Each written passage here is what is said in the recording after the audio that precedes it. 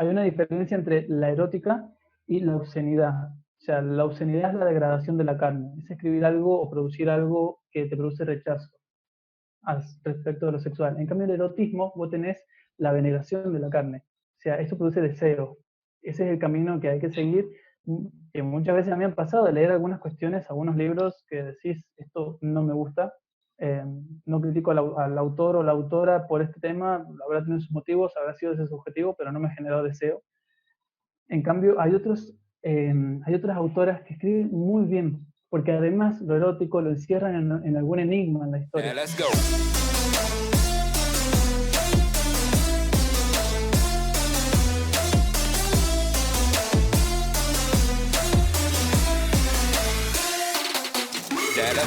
Bienvenidos a Capturando Atención con Andrés Garza. Seguimos con esto de la cuarentena, no paramos, estamos cada día y bueno, cada semana mejor dicho, con un nuevo invitado. La semana pasada fue Nicolas Garnier, que hablábamos un poco de lo que es ser una estrella de Disney, de lo que fue estar en una producción como Violeta, un poco también de la familia Disney, entre comillas, que mucha gente dice. Y la verdad que estoy muy, pero muy contento de que este podcast cada vez va creciendo un poco más oyentes, más preguntas y yo quiero seguir la onda. La verdad que también estoy un poco feliz, no lo voy a mentir, porque primero que nada las producciones pasadas que habíamos hecho costaban mucho dinero, que era un rodaje con cámaras, con productores y ahora con todo este tema de la cuarentena es simplemente una webcam y un micrófono, así que estoy bastante contento de ese lado y no quiero faltar esta semana porque la verdad que tengo este invitado que me lo presentó mi novia, que ella había estado trabajando con él con distintos proyectos y al principio me dio mucha curiosidad de un escritor tan joven. Entonces hoy les quiero presentar Luis Ávila. Tiene más de 20 millones de seguidores por Wattpad y tiene publicado libros como la trilogía de Malos en el planeta. Así que bienvenido, Luis. ¿Qué tal, Andrés? Muchas gracias a vos por la invitación. No, gracias a vos por el tiempo, mejor dicho. O sea, siento que estoy hablando con una persona famosa. O sea, he tenido personas famosas, pero en este caso lo siento aún más real porque escribir no es cosa pequeña. No, y es muy poco frecuente que una persona del ámbito de la escritura tenga un perfil público. En la mayoría de los casos, los escritores somos más bien los que trabajamos entre las sombras o los que movemos un poco las cuerdas. Bueno, pero si vamos al caso, tampoco sos un escritor tradicional, entre comillas, porque saliste de la plataforma de Wattpad. Sí, empecé con la aplicación a los 16 años, arranqué ahí, y muy joven, muy temprano, con 17 me encontré por primera vez con un contrato editorial que fue con Planeta. Y ya arrancar de esa manera hace que uno cometa muchos errores porque no tenía ningún tipo de antecedente en el campo, pero actualmente me seguí dedicando profesionalmente con las aplicaciones. Ahora seguimos con WhatsApp, pero más bien estoy abocado a lo que es Booknet, que es una plataforma nueva que funciona similar a Amazon. Bueno, genial. Y es muy interesante porque, primero que nada, voy a tratar de ir de tu pasado, presente, porque vos tenés una historia muy particular que me gusta mucho. O sea, con todo esto, sos un licenciado en psicología. Uh-huh. ¿Vos seguís trabajando en la clínica psiquiátrica y también con la biblioteca en San Juan? Eh, en la clínica psiquiátrica yo me recibí con 22, ahora tengo 24. Estuve ahí en las guardias un año trabajando y después de un convenio laboral que hacemos precisamente con Booknet, que en aquel momento se llamaba Litnet, es una plataforma eh, rusa, si no me equivoco, que después tuvo inversores ucranianos, ahora la sede está en Ucrania y ha tenido inversores ahora alemanes y por eso pasó a llamarse Booknet y ya no más Litnet. En aquel momento, en junio del año pasado, junio-julio, me llevan a la Feria del Libro de Madrid y gracias al buen rendimiento que había tenido la aplicación. Entonces ahí me cambió la cabeza y dije, estoy trabajando en una clínica que me encanta, me apasiona, pero estoy perdiendo de vista otro espacio donde ya venía haciendo una carrera desde hace años y lo estoy un poco descuidando por intentar explorar algún terreno nuevo. Así Totalmente. que volví al ámbito de la escritura 100%. Aparte, una de las cosas muy interesantes es el tema de la focalización. que me imagino que cuando vos estás escribiendo, que encima estuve investigando y tenés muchos libros, o sea, tuve que estar yendo dentro de esto de BookNet, después El Planeta, después Wattpad, para saber cuál era tu repertorio de libros. Entonces me imagino que focalizarte y terminar libros es muy importante para vos. Y para mí es un compromiso laboral. Yo considero la escritura como algo comercial, yo vivo de eso y para mí un libro, un título que uno puede lanzar es también un activo tener presente, en términos económicos me refiero. Tener un activo ahí que uno está medianamente trabajándolo, laburándolo y cuando eso ya deja de producir, porque mientras yo escribo, lo voy vendiendo el libro. No es como en la escritura tradicional que tienes que esperar a terminar el libro para salir a venderlo. Cuando el libro queda terminado y uno encara otro proyecto, ese activo pasa a ser un pasivo porque va generando ingresos cada tanto. Los famosos Pero ingresos pasivos, que es lo fundamental. O sea, tal cual. yo he tenido a personas, por ejemplo, Mateo Dualde, que es una persona de influencer en las redes sociales, donde él escribió una guía de cómo Ujú. conseguir seguidores en las redes sociales, y era impresionante cómo el mercado pago en ese momento subía simplemente porque la gente compraba su guía online y le caían los ingresos pasivos. Entonces, me imagino vos con Ujú. tantos libros, vos vas viendo cómo se van comprando y también cómo se va subiendo la audiencia. Tal cual, bueno, eso uno lo ve inmediatamente. Cuando un libro está teniendo éxito, donde lo puedo corroborar primero es con los seguidores. Por ejemplo, en Wattpad, si bien las lecturas no implican necesariamente seguidores, porque en Wattpad acumulo más de 20 millones de lecturas, pero hay 174.000 seguidores. Es más que nada con el número en que aumentan los seguidores, es cuando uno está pudiendo referir si ese libro está vendiendo bien o no. Más allá de que yo las ventas sí las manejo. Distinto es el mercado editorial tradicional. En las En aplicaciones, sí, sí. yo tuve un poco de experiencia en el mercado tradicional bueno, de los libros y de publicaciones, porque trabajo con una persona que se llama Ramiro Marra, es un economista, y lanzó su Ujú, libro con El Planeta también, y empecé a indagar un poco más en el mundo, entre también las ediciones, qué es lo que consiste para hacer un bestseller, y también ujú. las comisiones. Dios mío, yo vine del ámbito de lo digital, donde las comisiones, bueno, casi todos son para el autor, y cuando lo llevas al ámbito tradicional, es todo opuesto. Tal cual. Tal Entonces, cual, sí, ¿vos bueno. cómo la venís llevando? Porque me imagino que con Wattpad veías los millones, obviamente que no monetizabas a partir de eso, pero cuando Ujú. empezaste con El Planeta, que inclusive te hicieron cambiar de nombre de la famosa trilogía de malos, ¿cómo fue esa experiencia? Y en aquel momento, Planeta es uno de los grupos editoriales más grandes que hay de habla hispana. Es más, ellos son los que van comprando otras editoriales que van teniendo cierto auge. Quien puede perfilarse como competencia termina siendo absorbida por la empresa. Y bueno, tiene obviamente su competencia y en el momento que se hizo el registro legal del libro, se encontraron con que había otra saga que se había registrado casi en paralelo y a punto de ser lanzada con el mismo título de Bad Boys que era en aquel momento. No Sí. es motivo que uno lo impida legalmente para publicar dos libros con el mismo título, pero sí podría llegar a ser contraproducente en lo comercial. Y me Por eso fue el imagino cambio de nombre. que todos te empezaron a hablar de, ok, vamos a ver cómo es la trayectoria del libro, las ediciones, el brandeo de la marca, o sea, te vino todo de una a los 17 años. Tal cual, en realidad yo firmé a los 17, pero recién con 19 se publicaron. Eh, Básicamente porque tenía que terminar la trilogía, porque inicialmente cuando presenté el libro tenía recién unas 2 3 millones de lecturas, el primer libro, La saga Malos. Ahí llega una contrapropuesta por 3 libros, y fue un periodo de empezar a escribir. Y además cada libro tiene alrededor de unas 400 páginas, implicó también un tiempo. Hoy ya tengo cierta disciplina en el ámbito de la escritura y en aquel momento demoré 2 años para escribir 3 libros, ahora esos 3 libros quizás los escribo en 4 meses, pero porque no tenía incorporada la disciplina de la escritura. Tampoco, o sea, yo creo que a mí me pasa lo mismo porque yo inicié toda una agencia trabajando con marcas, con personas dentro de las redes sociales, y me acuerdo que al principio me chocaba por cualquier cosa, era como que, ok, ¿cómo hacer un presupuesto? ¿Qué carajo? ¿Qué es eso? ¿Cómo hacer un plan de marketing? cómo hacer una campaña, cómo llevar esto al mercado.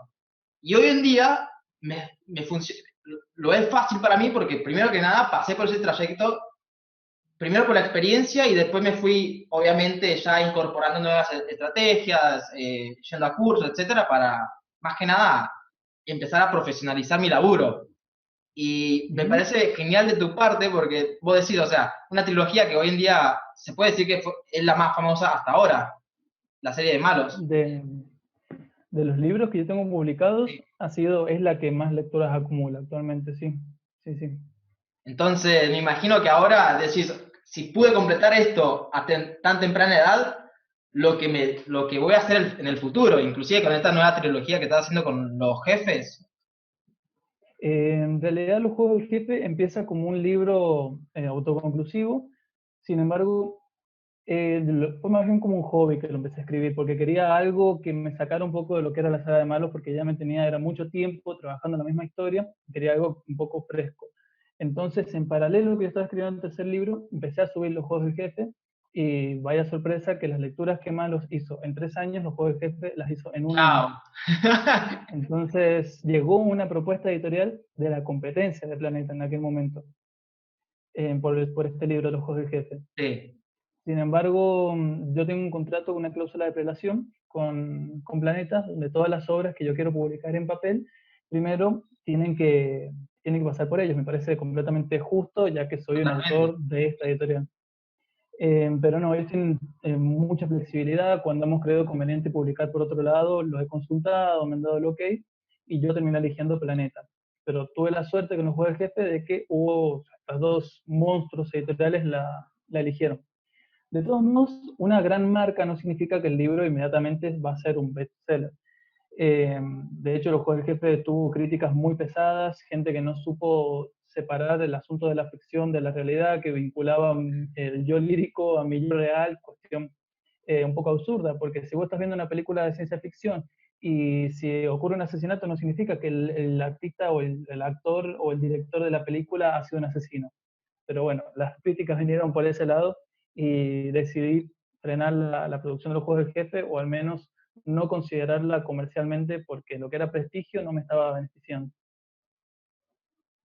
Porque me imagino que también es difícil porque dentro de todo también en malos, me imagino que recibiste tus críticas, como Sí, también también. tus rosas. Entonces, con los juegos de jefe Ujú. ahora me dio la intriga. Decidiste pararlo porque no querías justamente que se dañara tu trayecto como escritor. En realidad no frené la escritura de la historia. Después fue un asunto de tiempo que decidí que fueran 3 libros. Pero no quería que quizás siguiera el mismo camino en papel. En algún momento, no sé si se llegase a publicar la segunda parte, no tengo idea. Pero ahí fue cuando llega Booknet. Ok, Cuando empiezo a crear los juegos del jefe, me aparece esta aplicación que se llama Linknet en aquel momento, esto es hace 2 años, donde me hacen la propuesta de pasar los juegos del jefe, seguirla escribiendo, pero en vez de Wattpad, seguirla escribiendo en esta aplicación nueva. Les dije, no sé, mi público está en Wattpad, y si yo lo quiero mudar de una plataforma a la otra, voy a perder un buen porcentaje. totalmente. Y también Entonces, sí, tampoco favoreces a tu audiencia, es como que le estás sacando algo de ellos. Es como si te estuviese vendiendo de sí. cierta manera también. Sí, sí, sí, lo cual ahora, en aquel momento estaba mal visto, pero ahora no. Ahora no. El cambio de paradigma implica de que uno también pueda abarcar varias plataformas a la vez. Antes, si vos eras exitoso en YouTube nada más, era por ahí difícil que también fueras exitoso en Instagram. Ahora lo conveniente es que lleves las dos a la vez, por ejemplo, o con Twitter Totalmente, también. ramificarte y empezar a agarrar audiencia, que fue con Booknet fue donde escribiste Sugar Baby, que es donde te llevaron a España. Tal cual, bueno, empezamos con ellos, fue uno de los primeros libros que se lanza a la venta en la plataforma, tuvo muy buen rendimiento porque lo vendíamos a un precio bastante alto en aquel momento. ¿Cuándo? Después, en un libro en Booklet aproximadamente está en 99 centavos de dólar, pero porque la producción es mucho más amplia y no hay ninguna editorial de por medio, o sea, casi todas las regalías van para el autor, Ok, distinto a publicar con una editorial. Más o menos entre 99 centavos de dólar y $1.49, $1.69. Este lo publicamos, lo vendemos en $3 y se vendía. Entonces teníamos eso y le dábamos al libro. Imagínate, 99 capítulos. Igual Mientras más capítulos tiene, más tiempo de la venta está. escucho eso y digo, tan barato, o sea, porque me imagino que te toma horas, más no horas, meses, Ujú. y esos precios de dónde se basan, porque, por ejemplo, yo tengo conocidos que sacan libros y están carísimos y gente siempre lo termina comprando. Entonces, cuando yo Mm. digo, ok, un escritor que lleva meses pone ese precio de $3, porque me imagino que vos no considerás tus obras como $3. Depende, mira, bueno, Sugar después se publicó con la editorial porque Bugman termina absorbiendo una editorial que se llama Grupo Edition World y el libro está en unos 1.500 pesos argentinos, libro de Ok, Sugar, perfecto. el libro papel. ¡Vamos! Y, pero las regalías y el alcance que tiene ese Sí. libro a mí no me conviene, porque las regalías de un libro papel, sea con Planeta, sea la editorial que sea, son del 10%. Por él lo puedes llegar a pelear un 12%. Entonces, quizás si se vende un libro de Sugar, yo termino viendo por cada uno de estos 100 pesos. Pero, y además, tengo la limitación de que la tirada es de, no sé, 3.000 ejemplares.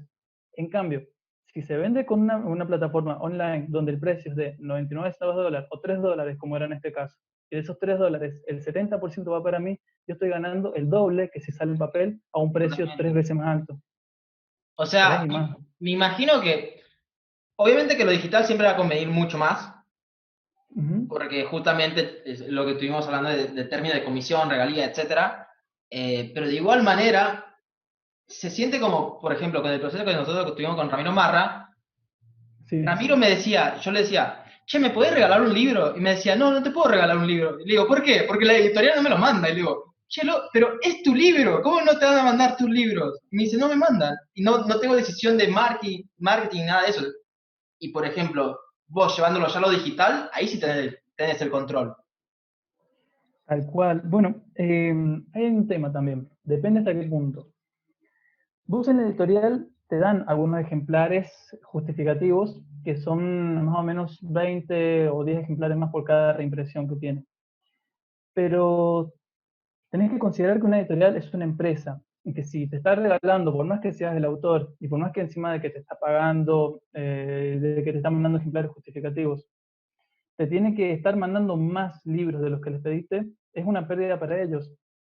Totalmente. Suponte lo juega el jefe, que el libro está actualmente arriba de los 1.000 pesos, pongámosle 1.000 pesos. En aquel momento cuando sale la saga Malos estaba en 400 pesos, suponte 1.000 pesos de hoy. La tirada de la saga Malos completa es de casi 10.000 ejemplares, o sea que 10.000 ejemplares a 1.000 pesos tenés un montón de plata, o sea, publicar un título es una inversión millonaria para ellos, Eh, ¿entienden? No, 10.000 ejemplares, o sea, va por tu cuarta edición más o menos, entonces.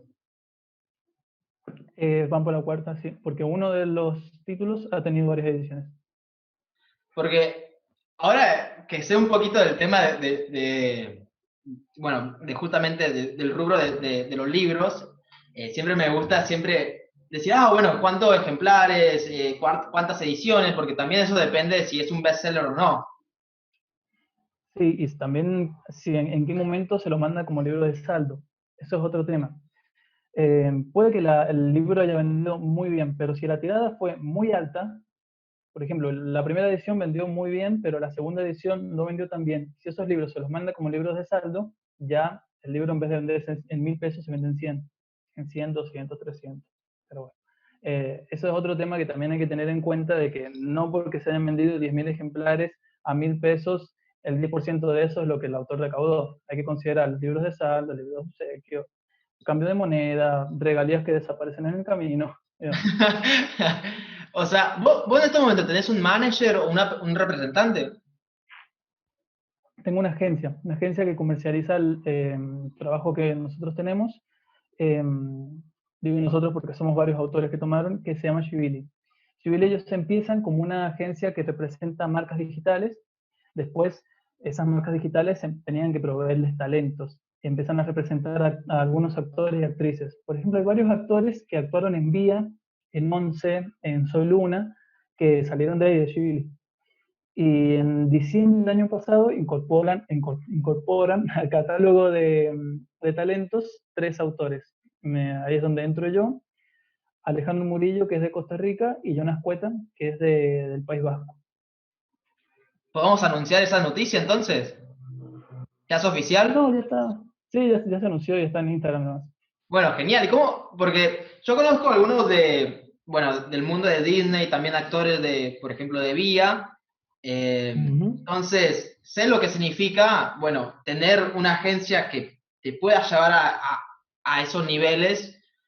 Y con esta miniserie con malos, me imagino que tiene una gran trayectoria si va bien en los 5 capítulos. Mm. Bueno, ese es otro tema. Ghibli se encarga de comercializar básicamente la saga de Malos. Malos y prácticamente los libros que tengo con Planeta. Eh, pero los libros de Booknet los comercializa Booknet, ¿se Ok. entiende? Las alternativas comerciales y demás para que se vendan lo lleva un agente, que es un agente que yo tengo dentro de la plataforma, que también lleva a otras autoras, y encuentra alternativas comerciales, como una doble representación que yo tengo. Porque Ok. si yo escribiendo frente al teclado solito, no estoy vendiendo. Sí, porque pasa mucho que inclusive yo lo veo mucho con personas que están enfocadas en lo creativo, muchas veces se Ujú. olvidan de la parte del negocio.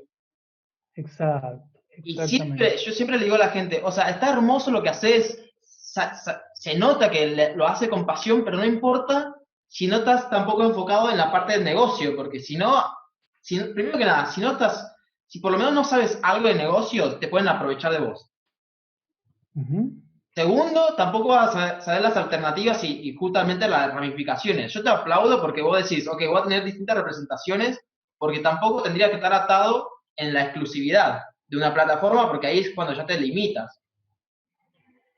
Tal cual, bueno, muchas veces, y que ese error en alguna ocasión lo he cometido, por ejemplo, con una aplicación, no voy a decir el nombre, firmé en aquel momento, fue casi el mismo tiempo que firmé con Planeta, tenía 16, 17 años, no tenía idea de nada. Firmé por 2 mangos, 5 historias que les vendí, y los derechos los tenían de por vida. O sea, un laburo que lo regalé y perdí las 5 historias. Pero bueno, son cuestiones que por ahí se van aprendiendo y que siempre está bueno consultarlo con otros o tener algún mentor en la tarea. Totalmente. Yo creo que, bueno, voy más que todo, entonces creciste en lo digital y te pegaste contra la pared para primero saber las lecciones. Porque yo, hoy hablando con vos, siento como que vos sos un veterano y la tenés clara en distintos ámbitos, tanto la escritura, pero también la parte de los negocios. Pero no todo Y comenzó hay así. O cuestiones sea, de... imagínate que comenzó, y acá lo voy a tirar, que leí, que comenzó con una historia de un mono tratando de salir del circo. ¿De dónde lo sacaste eso? Yo no digo mi fuente, yo no digo mi fuente, pero siempre digo, si la persona se toma el tiempo para venir acá, yo tomo el tiempo para investigar. No, bueno, eso creo que fue una marca que quedó en mi cabecita por siempre. No, un cuento, creo que fue primer, segundo grado, un cuento que escribí con ayuda de una señorita, en aquel momento una señora, una maestra, que, bueno, era yo un asco, era terrible para engancharme con la escuela. Y bueno, esta señora, esta maestra me ayudó y lo leyó delante de la escuela en un acto y a mí fue una marca que me quedó a fuego en aquel momento. Todos aplaudieron así por un cuento y yo decía, pero si esto, o sea, lo había hecho yo con ayuda de ella porque era muy vago y demás, pero sentí como que algo que yo había creado, había tenido esa impronta, esa importancia, o sea, en ese momento sentí que podía hacer algo tan bueno o más grande que eso. Tenía, no sé, 7 años en aquel momento, Y me pero es por imagino que la marca que deja esta docente, la sí, importancia que tiene el laburo del docente acá. la seño fue la que te marcó porque también fue la que te dijo que no ibas a pasar de año, ¿o cómo fue esa historia? No, no, básicamente en aquel entonces, primer y segundo grado no eran el mismo bloque educativo, ahora no se puede repetir primer grado, pero Yo con repetí el los primer grado para que sepas. repetiste, bueno, ahora ya no se puede en Argentina. No, pero tenía como esa limitación de que era bastante cabeza dura y lo más probable era que lo tuviera que repetir. Y fue el laburo de esta docente y el encuentro con las bibliotecas que me fueron educando en el ámbito de los libros y también aprender a ser poco emprendedor dentro del laburo que yo hacía. Porque lo lindo de siempre empezar de pequeño es que primero que lo haces, encuentras una pasión y tampoco hay riesgo. O sea, puedes cometer errores. Y me imagino que justamente esta profesora fue como tu primera mentora en muchos casos. No lo había pensado así, pero tenés razón, sí, sí, sí, o sea, ella vio algo, o sea, no me interesaba absolutamente nada de la escuela, iba por cumplir nada más, como quizás en la mayoría de los chicos, porque la escuela es básicamente es el rol, el sistema educativo un poco obsoleto que se tiene en la Es actualidad. generalizar, es poner un bonche de pibes en el mismo sistema y no Ujú. tratar de especializarse individualmente, que esta profesora sí Tal hizo por cual. vos. Bueno, esta profesora supo leer un rasgo mío, algo que me interesó, que fue un cuento en aquel momento, entonces me puso a mí a producir un cuento. O sea, es una persona, la encontré después, hace poco la encontré de hecho, después de muchos años, y le regalé Sí. un libro, fue como un momento muy impactante. Y sí, me imagino, porque, a ver, yo también he tenido profesores que me han marcado, porque siempre todos tienen que tener al menos un profesor que los marcó de la buena o de la mala manera, al menos. Y me acuerdo que yo también me topé hace poco con una profesora que yo soy horrible con lengua, personalmente, porque como yo viví en Estados Unidos, mi primer idioma fue siempre el inglés y mi segundo idioma fue el español. Entonces, yo no sabía lo que eran los tiempos verbales, los adjetivos, los verbos, nada de eso. Ujú. Entonces, cuando llego a Argentina, tampoco sabía poner acentos. Cuando llego a Argentina, me cruzo con la materia de lengua del segundo año y la tuve previa hasta quinto año. Y la mina no dejaba que la pasara hasta que lo aprendiera. Y yo le decía, por favor, déjame pasar, o sea, teneme piedad. Y me decía, no, no, no. Cuestión que un año o 2 años atrás me la encuentro en el colectivo en Rosario y le digo, gracias, gracias por ponerme esa presión a primero que nada desafiarme, que yo tenía un bloque mental que decía, no, no, no puedo aprender porque viví en Estados Unidos y no sé cómo hacerlo, y por sobrepasarlo, y que hoy en día eso marca mucho en mi vida, porque primero que nada, cuando estoy hablando con clientes, haciendo presentaciones, tiene que estar profesional. Entonces, eso siempre me marcó mucho en mi vida, y me imagino que también con vos te dio la confianza de decir, he aceptado lo que yo estoy escribiendo y lo que está en mi cabeza.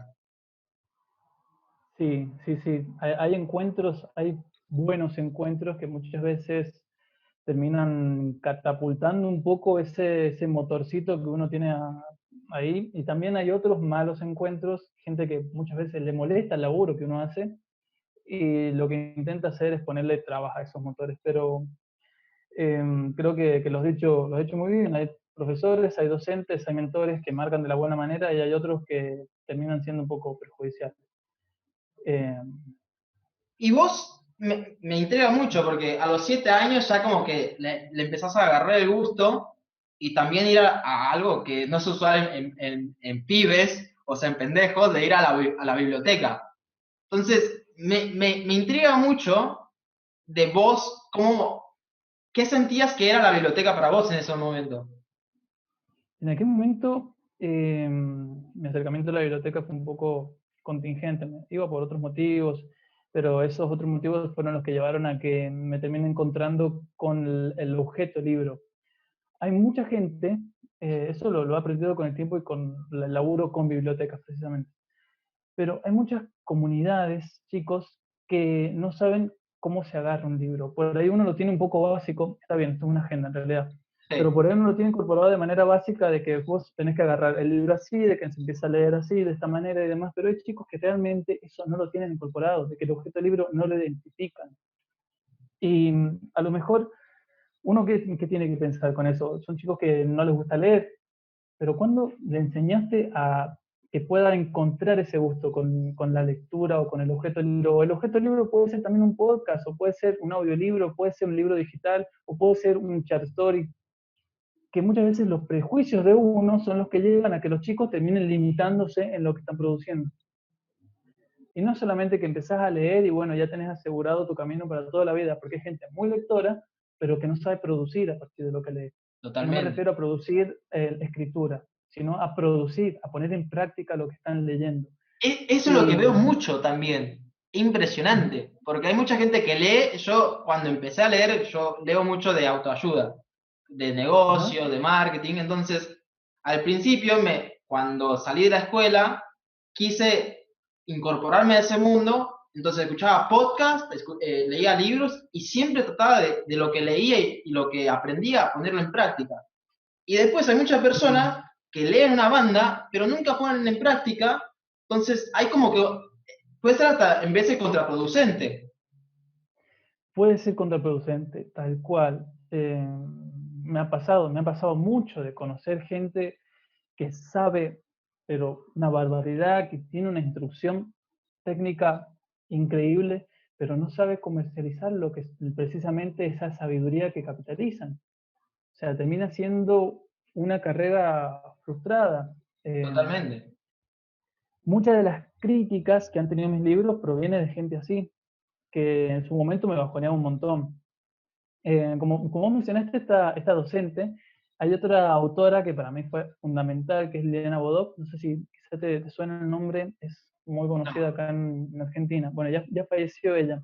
Sí, Eh, Me encontré un par de veces con ella, sin embargo fue en 2017 que tuvimos una convivencia y estaban recién lanzada, terminada de lanzar la saga de Malos, y empiezan a caer críticas durísimas a raíz de que una persona influyente en el ámbito de las críticas, una persona local, defenestrara la historia, la destrozó, y yo estaba en Tandil en ese momento, apartado de todos, y fue un shock tremendo porque estaba empezando, estaba bastante virgen en el asunto de la sí, crítica olvidate. literaria.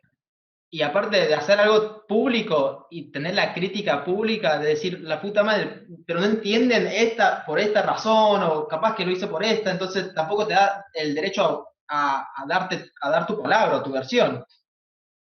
Tal cual, bueno, hay muchos casos que está bien, tienes razón, y que las críticas, yo creo que por más destructiva que sea la crítica, también es constructiva en algunos aspectos. Sí me ha Ahí pasado, no, sí, no sé, perdón que te a ver, interrumpa, porque sí, existe sí, la crítica constructiva, que lo dicen por un motivo, y después está la crítica, o mejor dicho, el hate, que no hay nada ujú, constructivo y que simplemente está hecho para darte, o sea, de pegarte con lo negativo. Entonces, es muy importante para una persona distinguir entre una crítica constructiva y algo negativo que no tienes que darle ni un segundo de tu mente.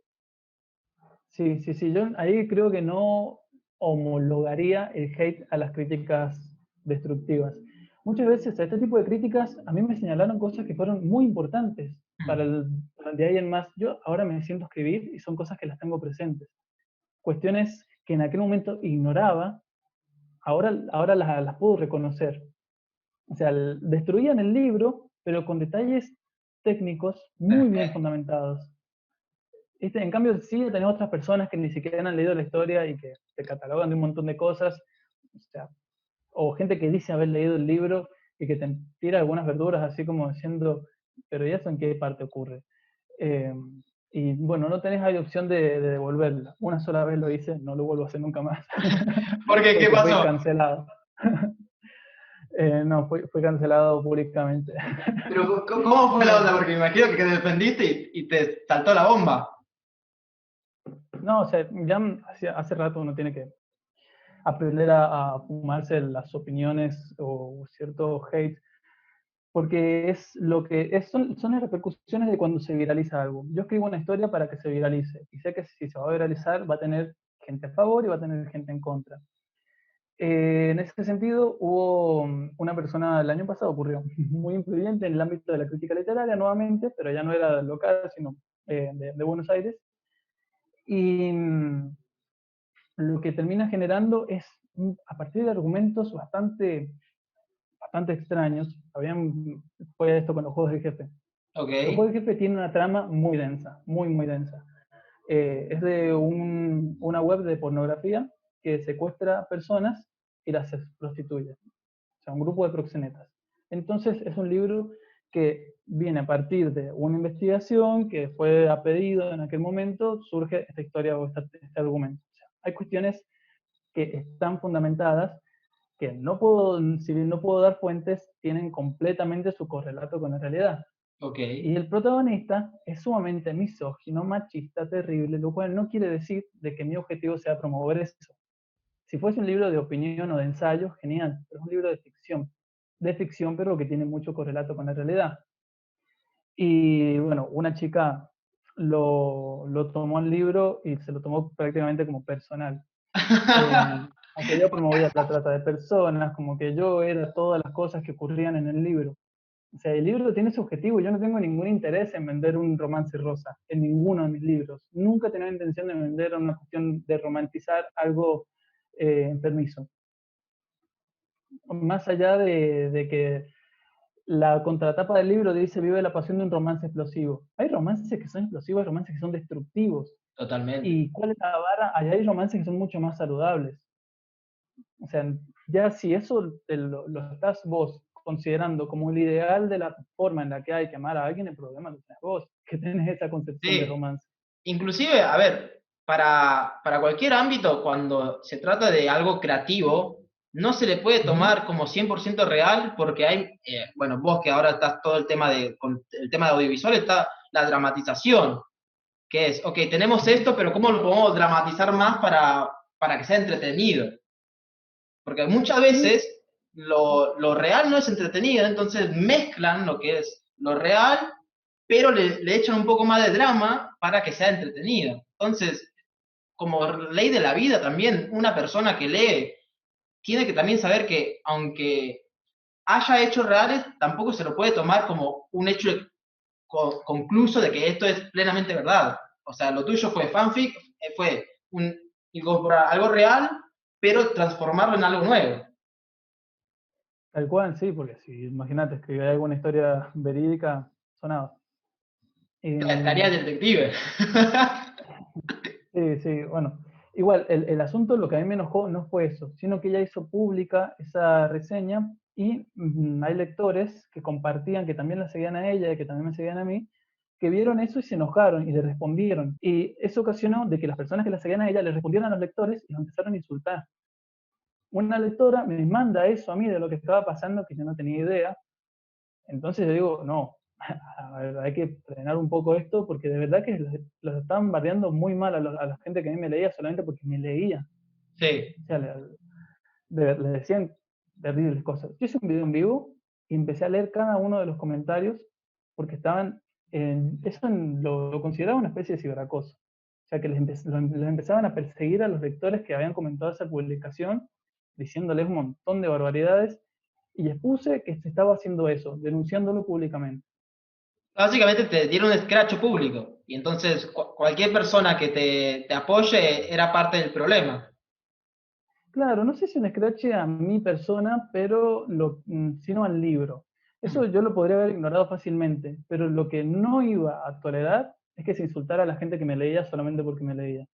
Hay gente que por lo menos suele separar o puede separar qué es ficción de qué es realidad y cuál es el mensaje que el libro intenta dar de denuncia, de concientización. Si ella ha romantizado el mensaje de la historia, es otro tema. Y en eso, ¿cuál crees que como escritor ahora te dieron enseñanza para tus próximos pasos o tu próximo libro, tu próximo lanzamiento? Eh, Actualmente a mí me gusta mucho leer las biografías de los autores y me gusta mucho la disciplina que tiene, por ejemplo, Stephen King. Ok. Están sacando libros todo el tiempo. Y yo decía, bueno, esto no puede ser real. Hasta que leí un libro de él que se llama Mientras escribo, donde ahí él transmite cuál es su disciplina con la escritura y ya es un poco el mapa o la religión que intento sostener. Que inclusive, bueno, pero con Stephen King no te gustan mucho sus portadas, porque sé que vos tenés como un cierto fetiche con portadas. Y en una historia vi que dijiste, no, me encanta la de George R. R. Martin, la de Game of Thrones, porque tiene un relieve, o sea, lo explicaste como si fuese un auto en la portada. Y después agarraste Ajá. ese libro de Stephen King y dijiste, no, vos sabés que este no me gusta, prefiero el de la edición en español. Entonces ahí dije, ah, bueno, entonces, vos de cierta manera tenés una metodología también hasta inclusive en la portada. Sí, bueno, la portada, creo que la portada es casi tan importante como el texto para la hora de vender el libro. Eh, eso que estás diciendo fue una librería de Londres. La primera vez que yo visitaba una librería en inglés, Sí, eh, a mí me sorprendió mucho el cambio fuerte que tenían las portadas y los diseños comparado con la actualidad. Obviamente que esos ya son asuntos de las ediciones, de las editoriales. Stephen King, cada libro de él tiene un montón de ediciones con un montón de portadas y para mí fue llamativo. Puede que tenga un libro de él con la portada negra, con su nombre nada más y va a ser bestseller porque es Stephen King y porque se o ha sea, ganado tu en marca gran personal mérito. ya es suficientemente fuerte para bancar cualquier portada. En tu caso, ¿vos cómo ves la relación del marketing y la pureza, entre comillas, de la escritura? Porque de alguna manera sí o sí tiene que ser clickbait, como se dice, para que las personas por lo menos vean el libro y después decidan. Pero necesitas ese hook para atraerlas al principio. Tal cual. Vos cuando estás, no lo voy a la librería, te lo presento, o sea, en un catálogo online. Vos estás en la lista de los envíos de Amazon. No uso Amazon, partiendo por ahí. Mi libro está en Amazon, pero los comercializan las editoriales. Yo uso como método de venta fundamental Booknet y Wattpad, nada más. Vos estás transitando en cualquiera de estos e-commerce y lo primero que te llama la atención es la portada y el título. Totalmente. O sea, si eso no te llama la atención, no te vas a ir a la sinopsis. Entonces eso tiene que ser bueno. Eso varias veces yo he terminado cambiando las portadas de mis libros. Antes de seguir con esto, sí o sí, porque me imagino que va a haber muchos oyentes, fans tuyos, y más específicamente de malos, eh, quería primero como que indagar en todo eso antes de entrar en todo el monstruo que es malos.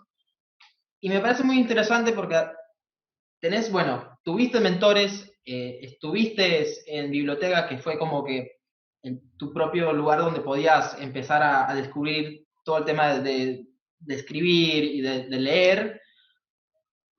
¿Cómo surgió, porque como fue tu primer libro, cómo surgió Bad Boys? Y más específicamente Wattpad, para publicarlo ahí. Bien, o sea, la pregunta sería cómo llegué yo a Wattpad y cómo empecé a escribir Bad Boys ahí. ¿Cómo se puede ir por separado? O sea, ¿cómo empezaste a escribir Bad Boys y cómo empezaste a decir, ok, esto puede ser una buena distribución para mi libro? Bien, bien. Yo de Wattpad al principio me resistí bastante. Eh, Como todo lo nuevo, a veces lo nuevo genera resistencia. Últimamente lo nuevo lo miro con muy buenos ojos, pero en aquel momento me generaba resistencia. Eh, Fue que sabía de Wattpad, pero yo no lo usaba. Escribía en mi lugar de trabajo en aquel momento, un negocio familiar, escribía en la computadora ahí una historia, una novela, precisamente Bad Boys, hasta que en un asalto muy violento se llevan la computadora y en ese momento nadie sabía que yo escribía. Y cuando salí a la calle, como si fuese a perseguir a la gente que nos asaltó, me frena un policía que estaba de civil en ese momento y me dice, pará, ¿qué te pasa? Y le digo, se llevaron una novela. O sea, no le dije, mira, se llevaron, no sé, Sí, sí, sí. bolsadas de mercadería, no, se llevaron una novela, pues. Ahí me cae la ficha de que tenía que asumirlo seriamente a lo que hacía en aquel momento. Nunca dejé de escribir, pero hubo un momento en el que yo lo empecé a hacer públicamente.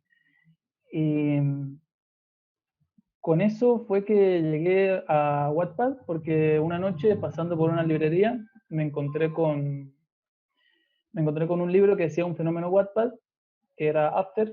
After ahora es una película, va por la segunda, está en Netflix y demás. En aquel momento recién salía el libro, empezó en Wattpad, y digo, bueno, está bueno esto, voy a probar.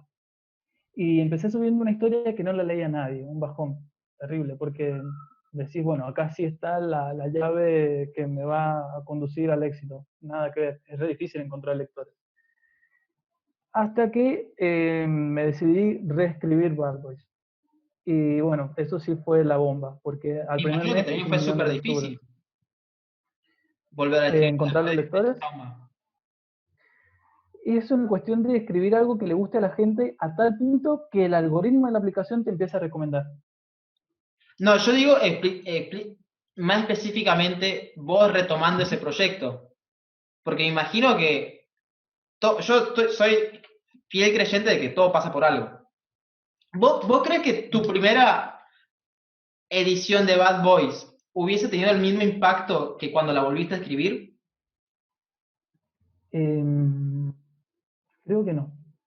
porque cuando la reescribí con mucho odio y con una frustración muy grande.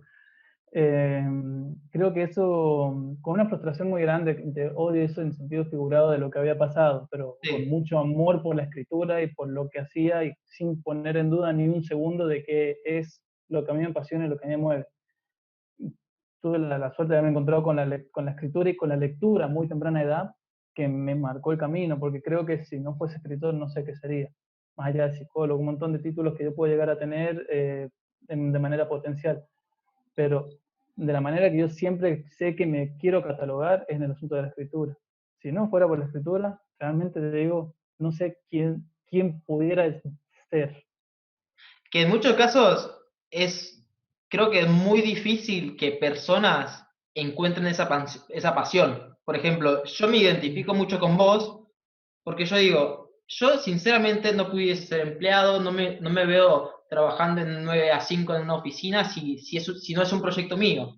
Yo hoy en día tengo una agencia de influencer, trabajo con marcas, y es algo que me apasiona y que continuamente estoy dentro de mi marca personal viendo qué otras oportunidades llevar y digo, encuentro lo mío y me focalizo. Pero muchas personas no tienen esa suerte o tampoco se dieron la oportunidad de salir de esa zona de confort, entre comillas, para encontrarlo. Tal cual, no sé, creo que es eso, que no, más que una cuestión de suerte, no se dieron ellos mismos la oportunidad, porque muchas veces hay algún encuentro más o menos contingente, todos saben más o menos qué es lo que les gusta hacer y qué no les gusta hacer. Y si vos podés encontrar una beta comercial a eso que te gusta, listo. O sea, con todo respeto hacia todas las profesiones, yo en el ámbito de la escritura lo veo gente que le apasiona escribir, le encanta escribir, pero está ejerciendo de docente y odia la docencia, pero no sabe qué hacer con el asunto de la escritura de manera comercial. Esa ignorancia creo que también viene de un poco de cobardía moral, Totalmente. porque si no te agarras a eso y no apostás a eso de todas las maneras posibles, y te vas a terminar quedando, como vos dijiste, en la zona de confort y te vas a limitas constantemente tu propia libertad de acción. Que muchas veces cuando te escucho decir esto, me imagino muchas personas que pasan por ese tramo de decir, ok, o sigo lo tradicional con lo que yo creo que lo que me gusta, o trato de empezar a ver si me puedo formar otro camino para llegar a mi objetivo. Que muchas veces la gente no hace eso por el propio miedo de justamente que estamos hablando de la zona de confort y termina en el mismo ámbito de decir que empiezan a culpar a otros por su falta de coraje para tomar acción. O culpan Tal cual. política, o culpan tiempo, o culpan una persona que no los ayudó en ese momento. Entonces, ellos se autojustifican por qué no llegaron o por qué siguen estando en el mismo lugar. Mm, sí, sí, tal cual. Que muchas veces a uno le pasa. No sé si has visto esta obra de teatro que se llama Una lección de anatomía. No, sinceramente, bueno, vos conocés a Jamie Denning, que es mi novia, ella es la que me Ujú. está empujando a todo el tema de la literatura, bueno, del teatro, porque yo nunca había ido a una obra de teatro en mi vida, y me dice, ¿cómo que nunca fuiste? Entonces, recién ahora es como que le estoy agarrando la mano, porque siempre fui como que esclavo a la computadora, proyectos, eh, reuniones, y nunca me daba tiempo libre en otras cuestiones, y ahora le estoy agarrando el amor a eso. Bueno, mírala por favor. Hay un documental de esta obra, es un clásico del teatro. Hay un documental en YouTube. Explica más o menos de qué va la obra, pero tenés que estar ahí y vivirlo porque esa obra a mí fue como un cachetazo. En ese momento, cuando yo la vi, estaba dudando de si seguir con la clínica o no, o seguir con esta oportunidad que me daba el ámbito de la escritura, o qué hacer. Vi esa obra y fue como, no, para un poco. O sea, estás yendo para cualquier lado, enfócate en lo tuyo, enfócate en qué es lo que te apasiona. Hay un fragmento de la obra que me gusta mucho, que la protagonista, bueno, en realidad son creo que 4 o 5 protagonistas, pero una de las protagonistas está en el centro, desnuda, y hay un montón de manos alrededor que la están tirando para todos lados. Y ella con cada tironeo dice todas las cosas que ha sido. Ya ha sido, no sé si se puede decir más palabras. Acá no está monetizado, así que dale con todo. Perfecto. No, pero bueno, no, dice, ya he sido empleada, he sido jefa, he sido puta, he sido prostituta, he sido la novia de, he sido la hija de, la hermana de, pero ya en este camino me he olvidado quién soy yo. Mm, Esa escena, que encima es muy fuerte, o sea, ver más el condimento de que ella esté desnuda. O sea, están todos los actores están desnudos en la escena. Pero no por una cuestión erótica, al contrario, te angustia mucho eso. Porque ves ahí, creo que el mensaje que se intenta transmitir con eso es encontrar dónde están esos actores, dónde se perdieron en el camino entre tantos mandatos, entre tantas voces, entre tantos compromisos que no los involucraron a ellos. ¿Dónde quedaron? Sí, sí, yo he sido tantas cosas, pero tantas que me olvidé quién soy. Y totalmente. ese es el punto que digo, nunca quiero ser eso.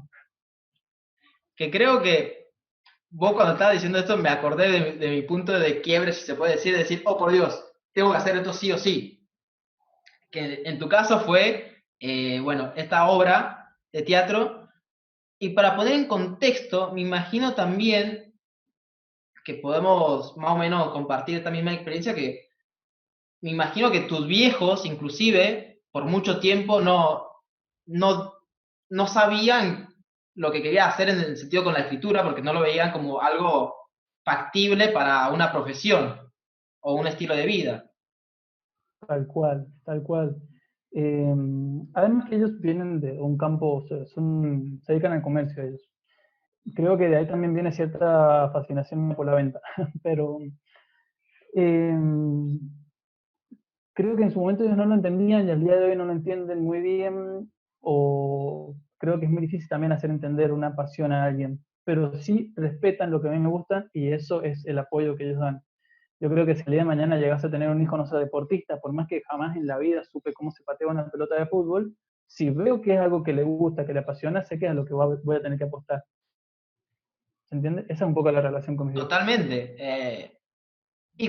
Cuando vos estás escribiendo nuevamente malos, porque ya en su momento, para poner en contexto, ya estás en Wattpad.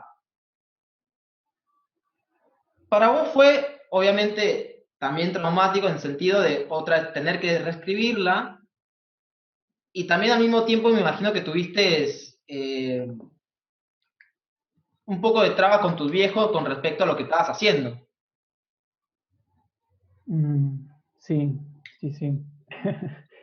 Bueno, la computadora que en su momento robaron era la computadora que usaba toda en familia y que se usaban para cuestiones de negocio también.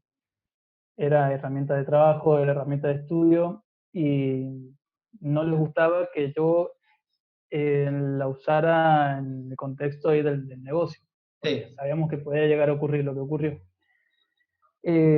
Así que sí, al comienzo implicó varias discusiones o peleas o el asunto de que en su momento, cuando no estaba muy disciplinado en el tema, si yo me sentía un poco inspirado, podía pasarme desde las 7 de la tarde hasta las 7 de la mañana escribiendo.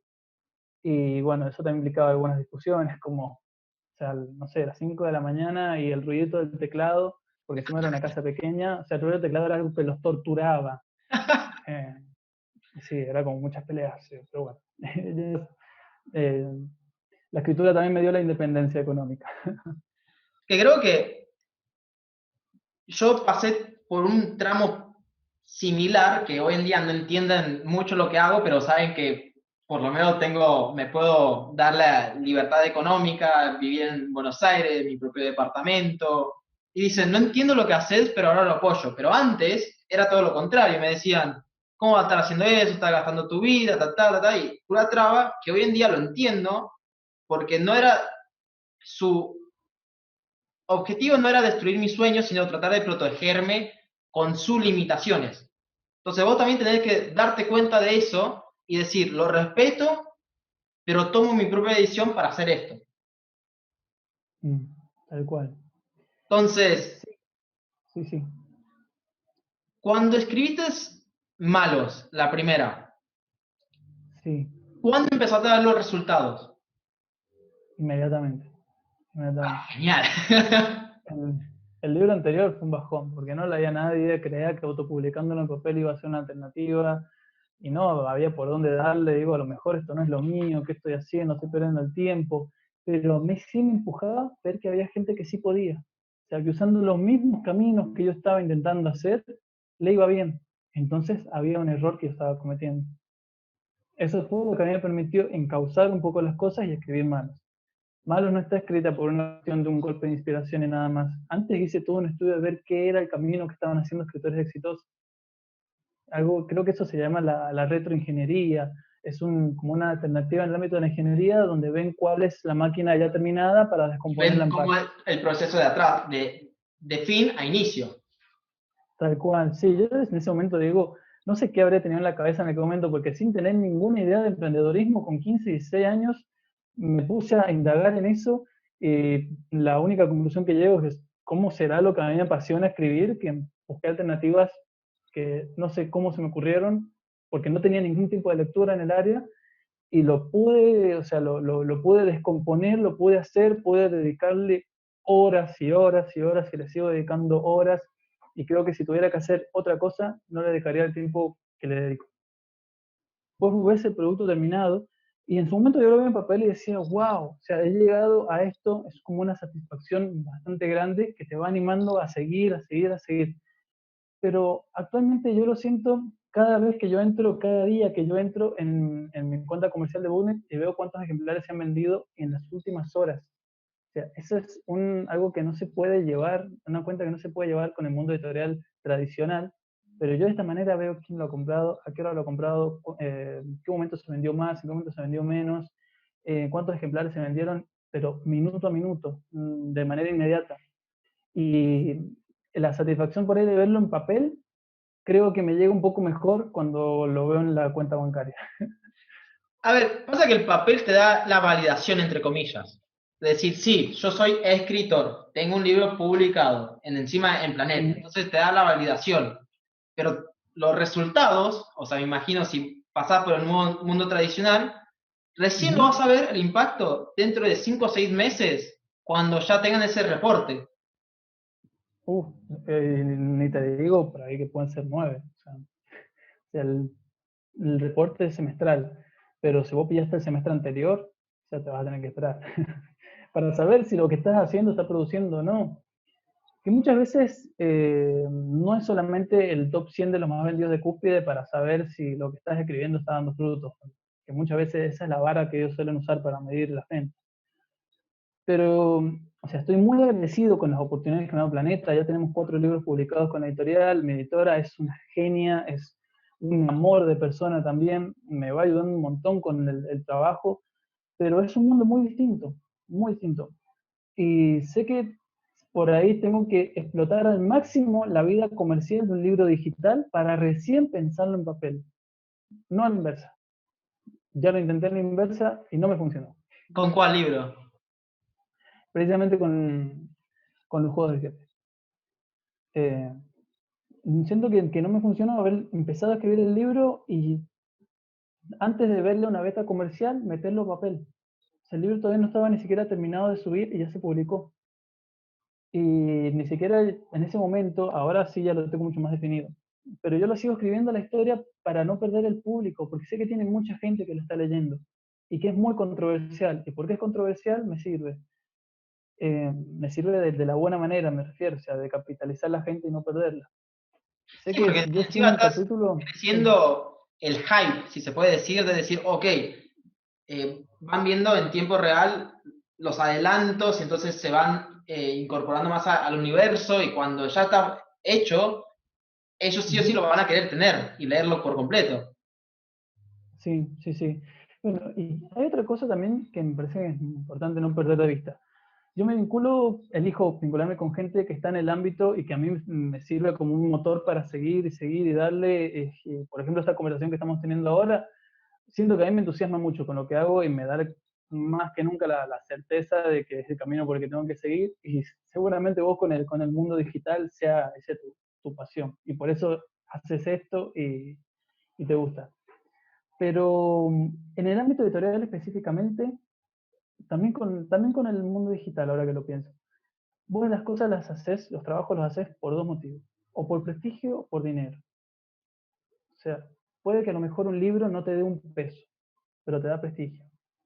Y entonces ese antecedente ya es algo que puede implicar notas de prensa, que cuando te salga una oportunidad comercial ya vas a tener estas referencias con una nota, no sé, en mi caso, por ejemplo, con La Nación, con Diario de Cuyo, con el Ministerio de Turismo, con el Ministerio de Cultura de la Nación. O sea, cuestiones que muchas veces he publicado libros solamente por una cuestión de prestigio.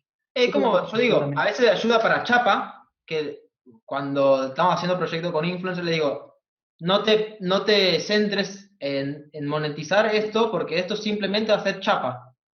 Es chapa para que vos después puedas o cobrar más, o que te salgan más oportunidades, o que te validen más en el mercado. O sea, es muy importante siempre tener bien definido que este proyecto es esto o esto, es una mezcla, pero no siempre tratar de ir por un solo lado porque después perdés el otro lado. Tal cual. Sí, sí, sí, estoy de acuerdo con eso. Y estuve viendo por ejemplo, la trilogía de Malos, hay un personaje que también va a ser dentro de esta nueva serie web que vas a hacer de Malos, Tracy. Ah, no, Tachas, perdón, Tachas. Tachas. ¿Por qué Tachas se te hace un personaje muy particular que inclusive has dicho que fue tu mejor personaje para escribir? ¿Por qué tachas? Por un asunto de derechos subsidiarios, no podemos usar por ahora la historia original. Pero de igual manera, Tachas, vos lo sentís como un personaje que te encantó escribir y por qué me dio esa intriga. Me gustó, es un personaje, yo digo siempre que si tengo que elegir un personaje que más me divierte, es Tachas. Pero, a ver, acá uno puede medir con Wattpad las reacciones. Cada Sí. vez que aparece un personaje, vos tenés comentarios al lado, en cada párrafo. Y bueno, en ese momento se hizo un estudio de mercado y vimos cuáles eran los personajes que tenían más reacciones. E inclusive, más que los protagonistas, tenía reacciones Tachas. Cada aparición, cada frase de Tachas era motivo de que los lectores comentaran y debatieran sobre esa frase. Entonces, las apariciones de Tachas fueron fundamentales.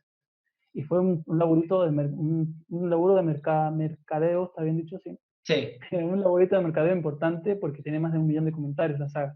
Empezar a ver cuáles eran los personajes que tenían más engagement fue como durísimo, pero creo que eso tendría que ser una función que ¿Cuál fue la tenga mayor alguno de los... sorpresa en ese reporte cuando empezaron la investigación? La mayor sorpresa, mmm, ver que Argentina era el cuarto país donde más se leía la saga. Ahí fíjate lo distinto que es el mercado editorial papel. O sea, Sí. ninguno de los 3 países donde más se lee la saga se ha publicado en papel. Por cuestiones que manejan internas la editorial que desconozco, que son México, España y Colombia. Son los 3 países donde más se lee malos. Encima son En otro, mercados fundamentales. claro, pero no, el libro terminó publicándose en Bolivia, en Chile, en Paraguay, en Argentina, en Uruguay, o sea, países que ni aparecen en el ranking de los más leídos en esta historia. Pero si la editorial juzgó que en esos países le iba el mejor, genial. Bien por ello, pero yo tengo la data cruda. Vos sí lo tenés la data cruda que te permite saber en dónde está el mercado. ¿Y Tal cual. cómo fue evolucionando la relación de Malos conforme la trilogía ibas escribiendo? ¿Cómo? No, ¿Cómo fue tu ¿puedes repetir? relación con el universo de Malos conforme la ibas escribiendo? Fue un universo bastante complejo, porque yo desde el principio tenía definido, cuando vi que tenía buena respuesta y que llegó la contraoferta de la editorial, que quería que sean 3 libros. Entonces, es un asunto de que cada detalle encaje y que no solamente pueda encajar, sino que a la vez abra otras puertas. Hmm. Muchas veces se ha criticado la saga Malos de que el tercer libro tiene un final abierto. Yo creo que cierra en el momento que tiene que cerrar. Eh, Es un universo que implicó cierta complejidad construir, porque trata de 2 bandos enemigos y hay que construir cada uno de esos 2 bandos, pero que lo disfruté bastante. Y en su momento también lo padecí y por eso cerré la historia. Y hoy en día, obviamente, cerraste la historia, pero ahora se vienen nuevos proyectos. con Sí. esto, inclusive si todo te sale bien, espero que haya una serie o capaz que tu mayor sueño de estar en el cine, algo, Ujú.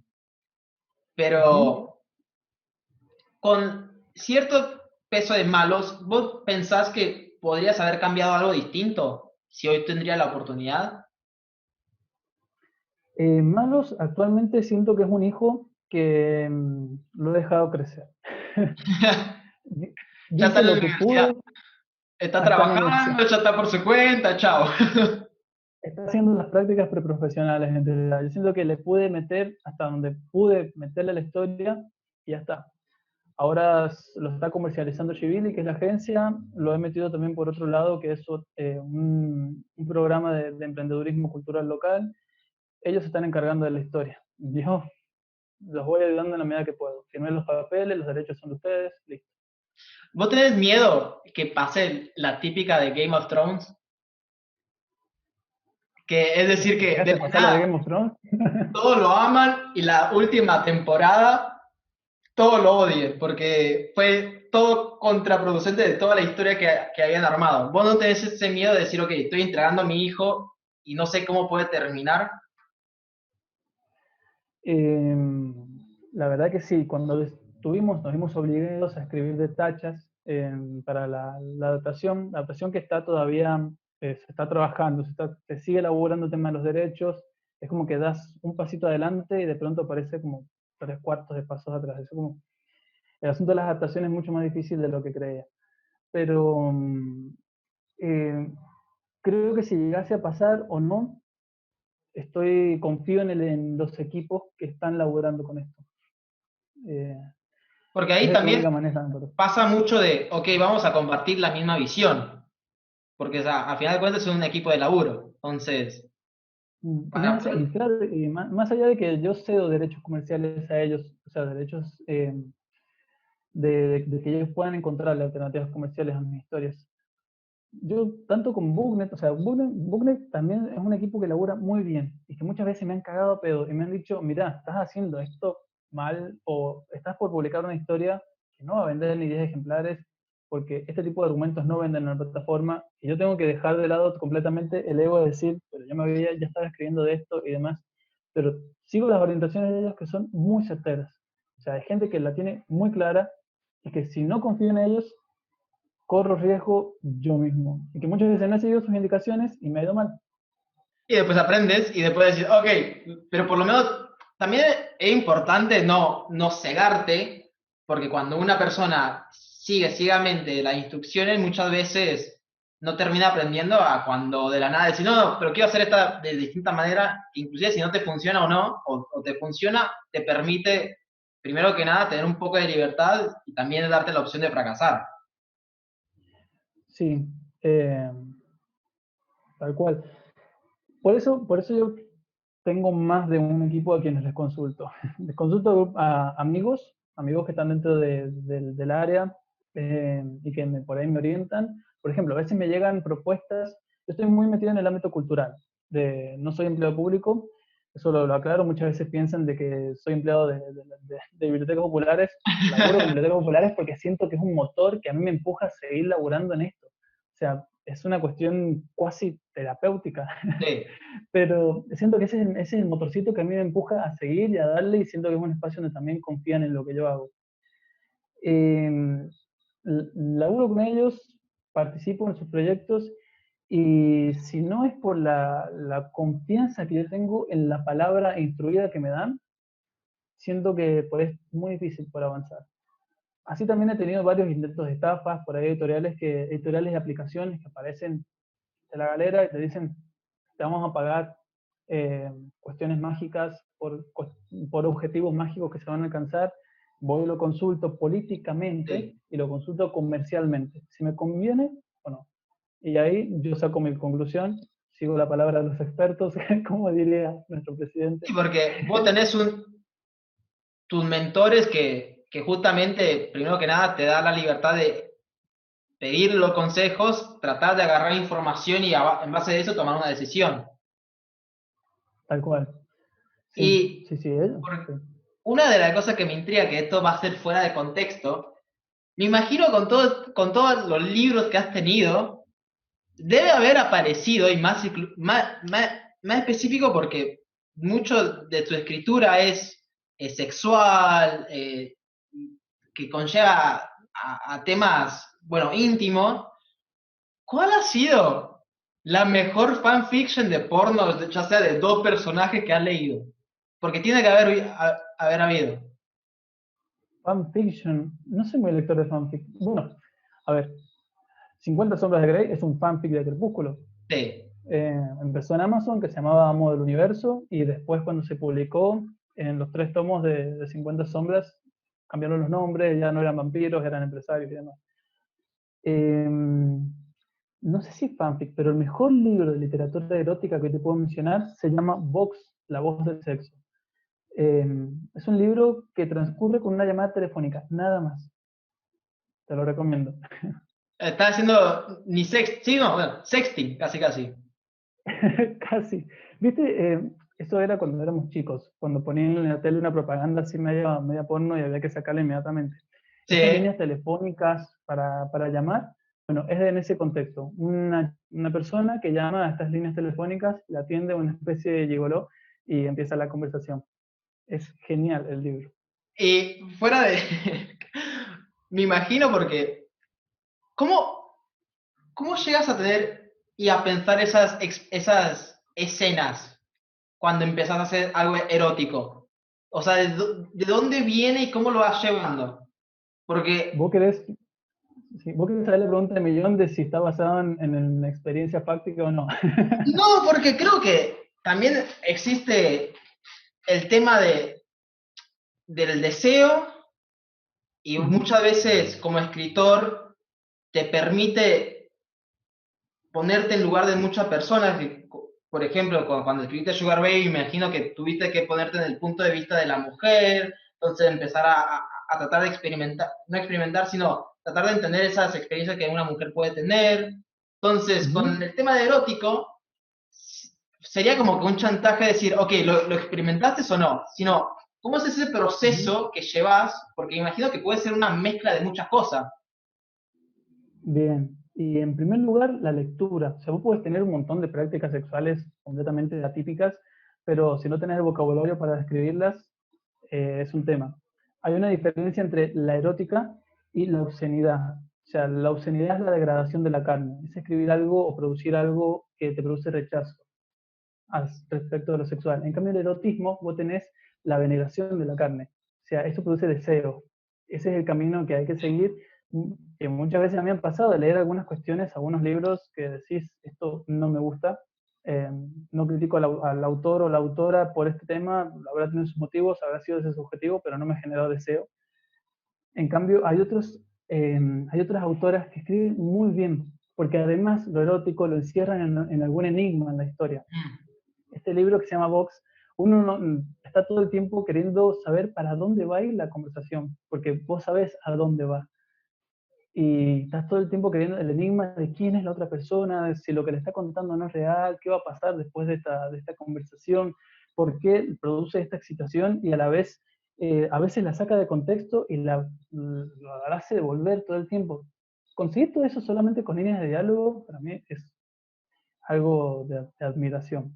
Sí, porque a ver, Eh, yo si quiero escribir, porque me ha pasado que necesito escribirle algo, no a mi novia, pero cuando no tenía, era como que, bueno, entramos en todo el tema del sexting. Entonces, era muy aburrido decirle a una mina, che, te quiero coger. Pero era como que ahí terminabas. Entonces, era como que tratar de decirle explícitamente, pero tampoco ser como catalogarte como un machito o lo que sea, de ser grosero, como vos decías. Entonces, es como que una mezcla que me imagino que para vos la fuiste, me imagino, perfeccionando.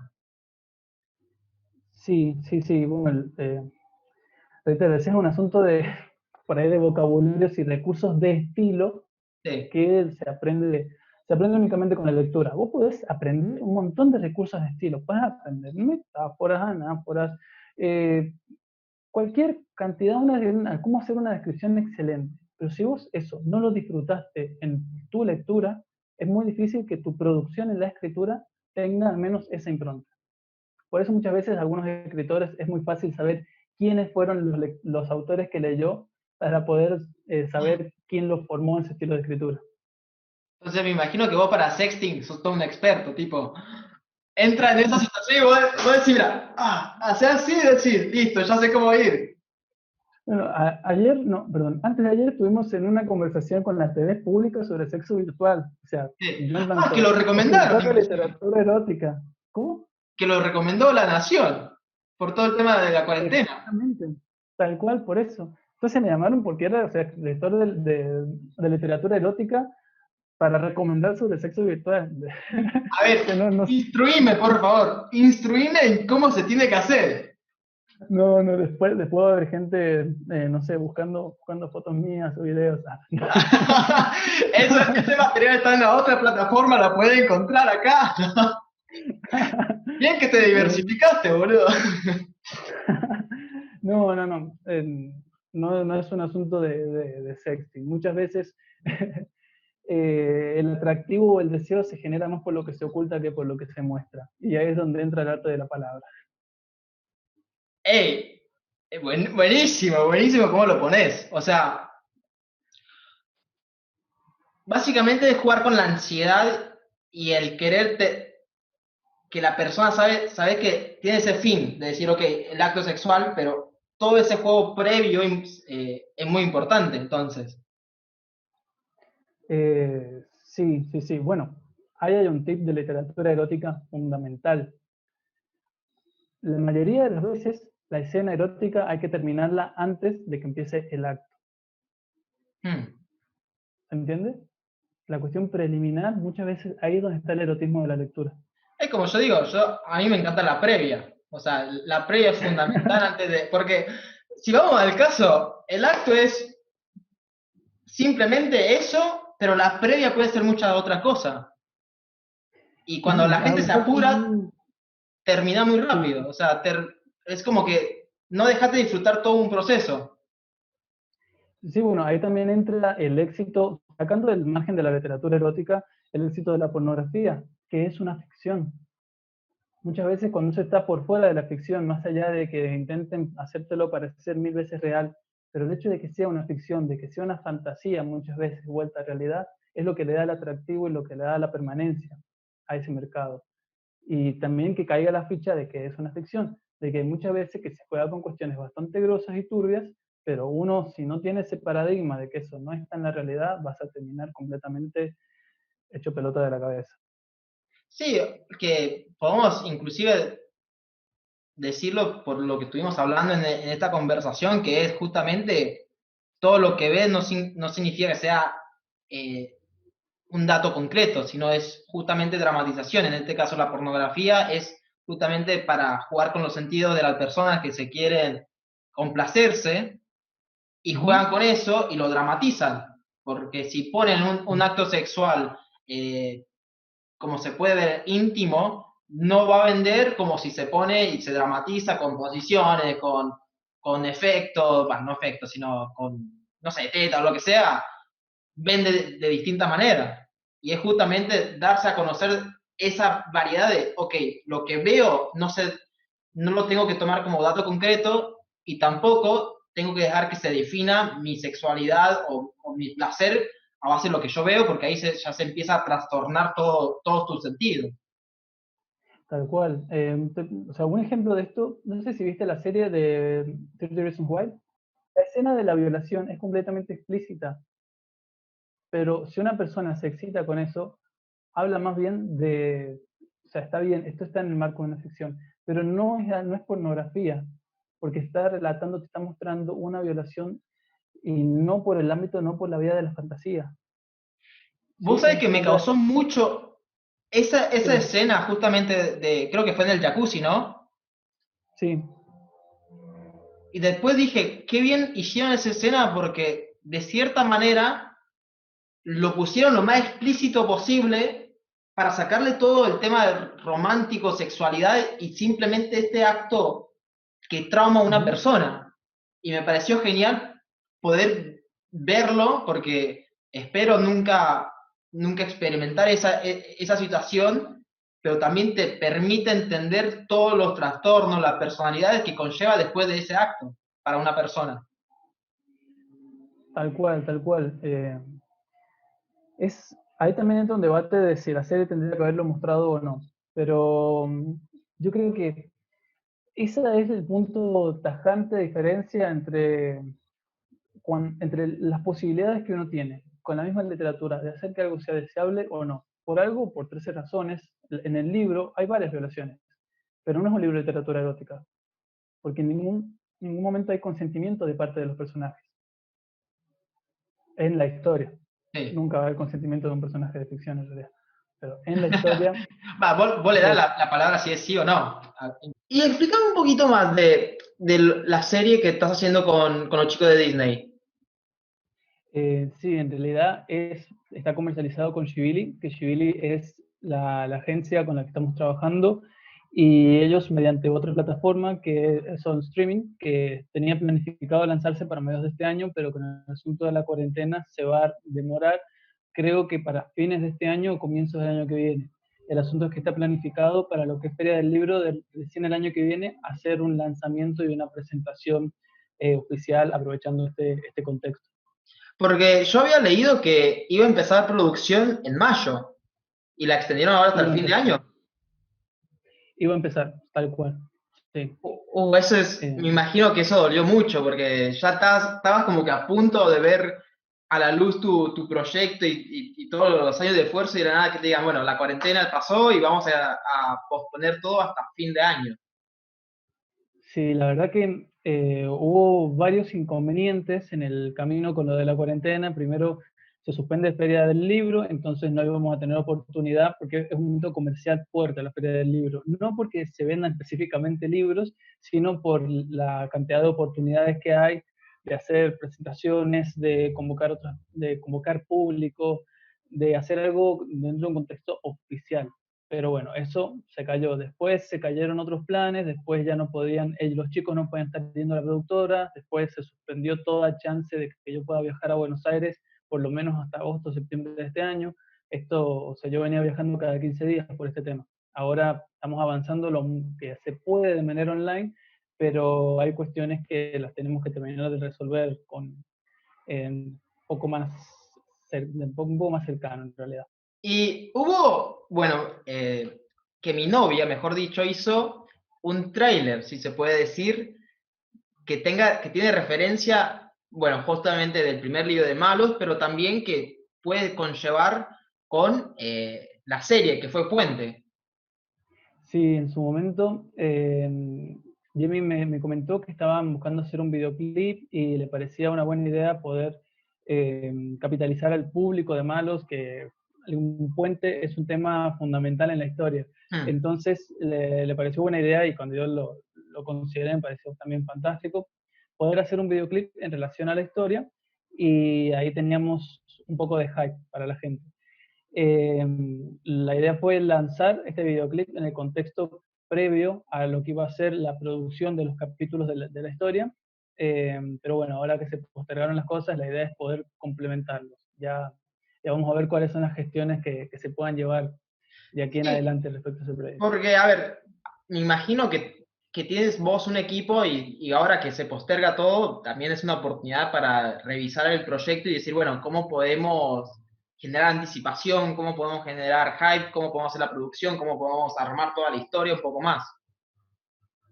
Sí, sí, sí, o sea, se está tal cual, como vos decís, se está reestructurando todo, todo se está, o sea, no solamente me refiero a nivel de la manera en que estamos viviendo, sino también en el proyecto, en el emprendimiento en sí mismo, hay muchas cosas que se están moviendo de las fichas y yo creo que es para bien, porque me gustan los cambios que se están introduciendo.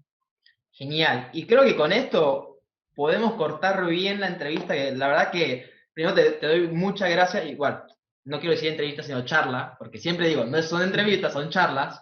Eh, pero me gustó mucho porque genera mucho valor y creo que una persona que sea fan o una persona que quiere empezar a emprender su propio camino, creo que puede escuchar esto, agarrar eso de granito de valor que vos estuviste tirando durante toda la conversación, ya sea para motivarlos a hacer su primera escritura o motivarlos para para hacer su propio proyecto, y creo que eso es fundamental, y creo que eso es lo que también trato de lograr cuando traigo a gente como vos al programa, porque justamente la idea es incentivar, motivar y después que la gente tome acción. Y con eso en mente, ¿qué crees que serían unos pasos de acción que la gente te está escuchando ahora y aprovechando todo el tema de la cuarentena, e inclusive el nuevo libro que vos lanzaste, de coordenada del millennial? ¿Qué crees el tipo de acción que tendrían que estar llevando hoy en día los jóvenes? Bien, bueno, en primer lugar, sobre todo agradecerte a vos porque el hecho de poder conversar y también saber que por ahí manejamos el mismo idioma o el mismo entusiasmo por lo que hacemos es fundamental. O sea, rodearte de gente así tiene un valor inmenso. Totalmente. Somos el promedio de las 5 personas que más nos juntamos. Tal cual, estoy de acuerdo con eso.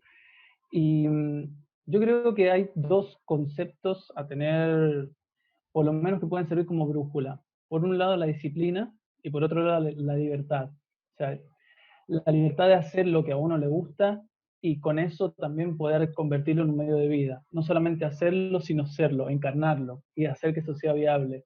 Y por otro lado, disciplinar eso, porque puede que tengas mucho talento, pero si ese talento no lo asumes con el término de disciplina, no lo asumís con la responsabilidad que eso necesita, y es talento en bruto. O sea, que muchas veces termina siendo un pasatiempo cuando se puede explotar mucho más.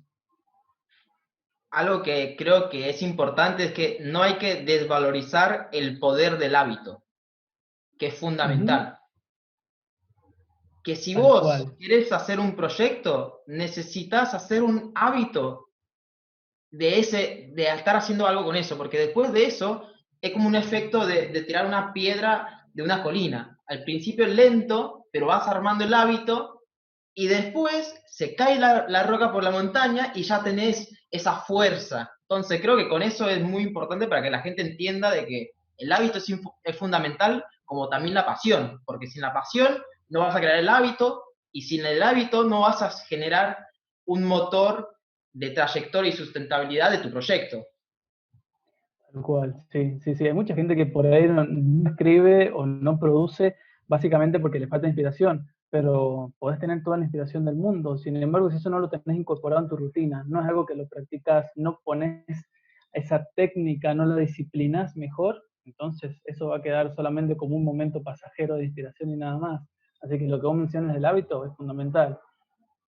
Genial, así que por favor decime tus redes sociales, qué vas a estar haciendo después y si te pueden contactar de alguna u otra manera. Sí, en redes sociales estoy en Instagram como Luis Avilaoc, en Booknet también como Luis Avilaoc, por ahí pueden encontrar todo lo que son los ebooks que vamos lanzando, tanto de suscripción como a la venta, como libros de alquiler. Y también en Wattpad, que Wattpad es donde capitalizo a casi todo el público, tengo ahí casi 200.000 seguidores, es Luis Ávila 367, se cuenta. Y esas son las redes que uso. Y no se olviden, si quieren participar del mentoreo de Booknet, de ir a tu perfil y ver un poco más en detalle eso.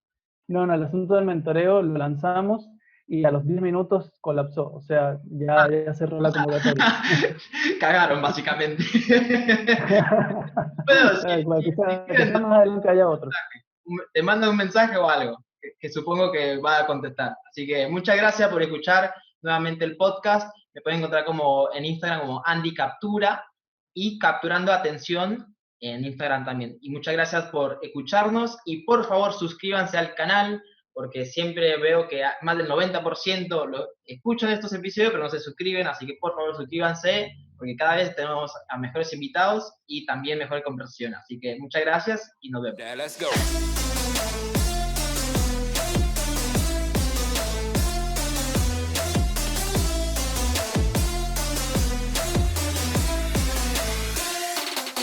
Yeah, let's go.